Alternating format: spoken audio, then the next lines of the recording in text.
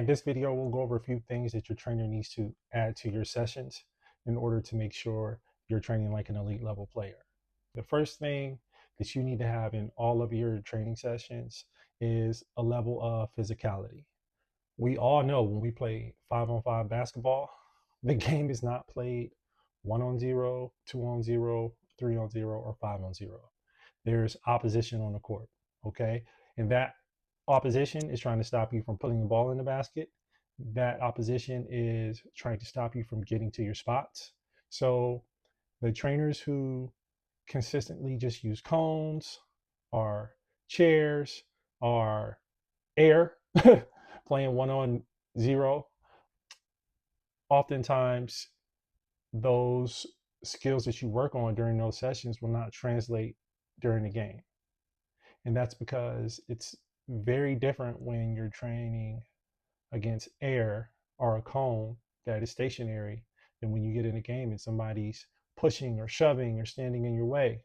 Oftentimes, you are not aware of where you're placing the ball on your rip throughs or where your footwork, how your footwork would land. Are you stepping to the outside of someone's foot or the inside of their foot? Are you attacking their hips with your shoulder? And that's very hard to simulate against a cone or a chair, or if you're going 1-on-0. So the good trainers know this and they will play some type of defense. Sometimes it's shadow defense, sometimes it's a little bit more aggressive, and they know how to do this without risking injury and to make it feel like you're in a game situation. Now, there is a place for 1-on-0. When you're first learning a move, you're first learning new footwork, or getting the mechanics down, there is definitely a time and a place for that because you get the mechanics down. You solely need to focus on the movement. But as you get the movement down, you need to understand what it's actually going to feel like when you do it in a game. And that's where trainers will either have other players step in or they will step in themselves and just give you a level of resistance to make sure when you try to execute your move in the game that it will be something that you were prepared for. The second thing trainers need to do is they need to implement decision making into their sessions. And a lot of trainers fail to do this because oftentimes you need other players in the training sessions to make it happen. But when it comes to training high school players, it's so critical because you'll see so many players, high school players specifically, will make a lot of poor decisions during the game. And the only way to get better at that is to practice making decisions in real time. And so good trainers know this. And so they'll often schedule group training or they'll be crafty and figure out ways to make you make decisions in a short amount of time. So a lot of things you'll hear coaches say, I want players to shoot pass or dribble or make a dribble move in 0.5 seconds. So you catch and you're making a read and you go.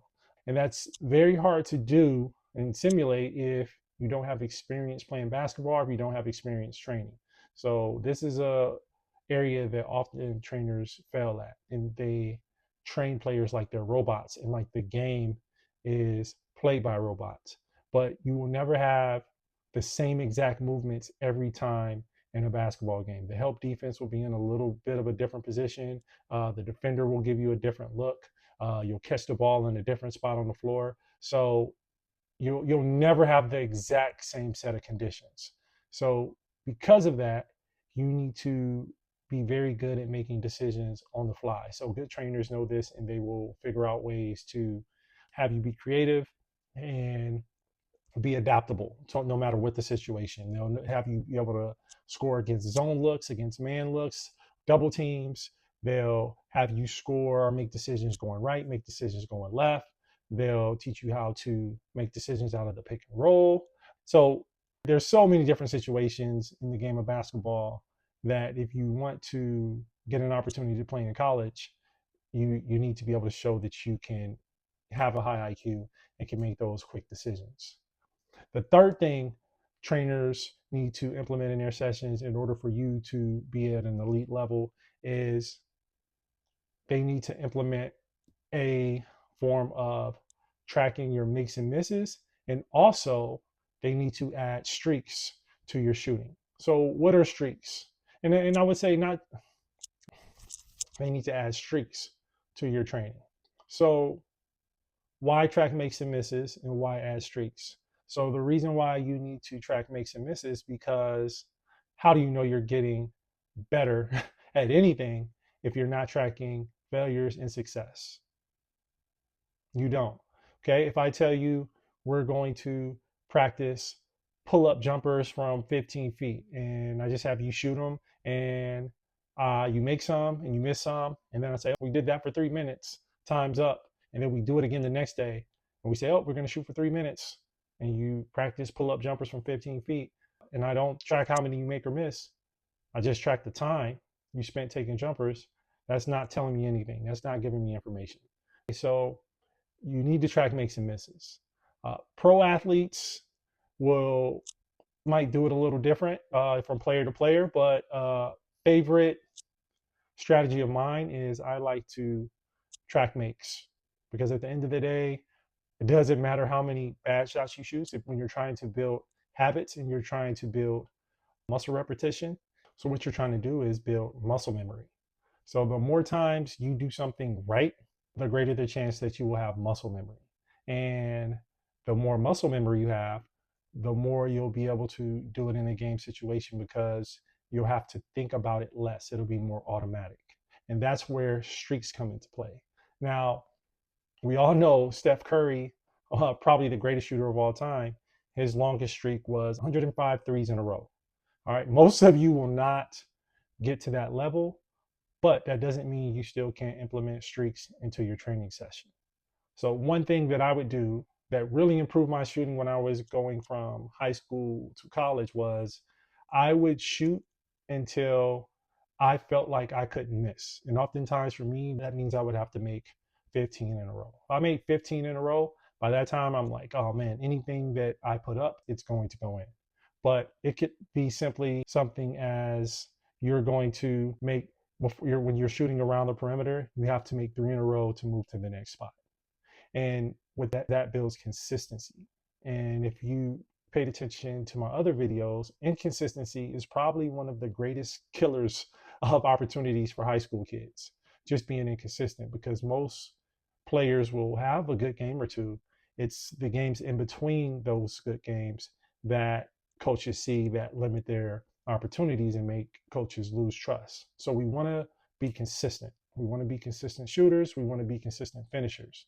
So another thing that was really a game changer for me was, I heard a coach call it the Larry Bird drill, but it was just form shooting, but it was a built-in streak to it. So you do your form shooting and you start off close to the basket like normal, like all good shooters, but you have to switch 3 in a row before you take a step back. So I would start close. If I switch 3 in a row, I would take a step back, next spot, switch 3 in a row, take a step back, and I would do that all the way back until the 3-point line. And then once I switched 3 in a row, then I could begin my real shooting workout. But by that time, I was warmed up and my muscle memory in full stride. That was a real game changer for me. I went from being an inconsistent shooter in games to a consistent shooter in games, because my range of motion, the flick of my wrist, my release, the way the ball came off of my fingertips, everything was so ingrained that I can do it without thinking. And that's when I became an automatic shooter, especially when left open or when somebody would not put a hand up.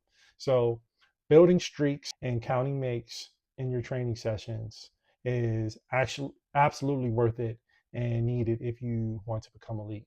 And at first, this might take a long time.